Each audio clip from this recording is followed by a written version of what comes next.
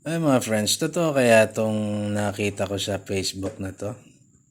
Paul Salas, nag-pressure ng 10 million sa gusto siyang makadate ng isang gabi. Wow.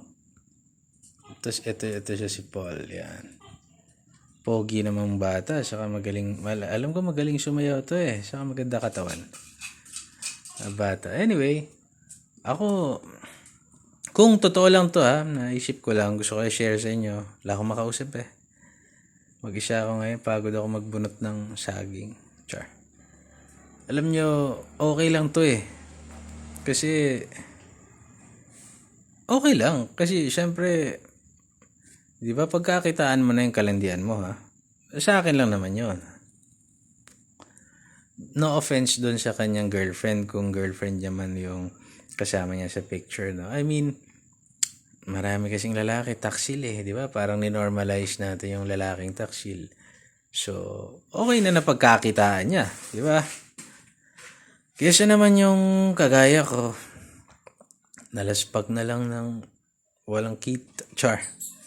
Di ba? Yung ang dami mo lang sa kalandian ko, ang dami ko lang nasirang relasyon ko, tapos di pa ako yumaman, di ba? Kasi ang pinagtuunan ng pansin, kalandian. Sabi nga ng best friend ko, alam mo Migs, kung ikaw kung ikaw ay binabayaran, siguro milyonaryo ka na o bilyonaryo. So why not, 'di ba? Kung may opportunity si Paul Salas na bayaran siya, 'di ba? Kasi naman libre, 'di ba? Opinion ko lang naman 'yon. I mean, syempre hindi naman natin aalisin na masama 'yon. Alam mo na yung mga guided sila morally. Tama naman na masama 'yon. Syempre masama naman 'yan, makakasakit siya sa kanyang girlfriend kung ayan, hindi ko kasi sila masyadong nasusundan.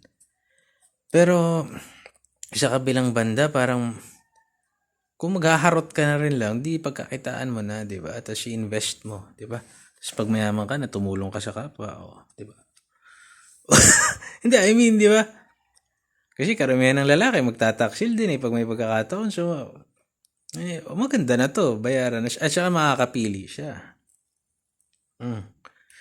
Kunwari, ayaw niya sa kapwa niya lalaki, so hindi yun ang clientele niya. Kunwari, may age requirement siya. Swerte niya kung kunwari may foreign, kunwari si Katy Perry, bayaran siya ng 10 milyon o kaya Taylor Swift, bayaran siya ng 10 million. Di ba? I mean, o kaya may dalagang pagkaganda-ganda na gusto siya makapiling ng 10 milyon. Di ba? Well, ako naman, ang presyo ko naman sa sarili ko, marketing ko na lang din. 1 bilyon. Kasi wala namang pe-presyo sa akin, unang-una. Natikman na ako ng lahat, char. Pangalawa, wala namang kapresyo-presyo sa akin. Pero, kung magpe-presyo ako, 1 bilyon. Yung mga Ina Raimundo, namili pa no? Ganun. Pero, walang masama dito.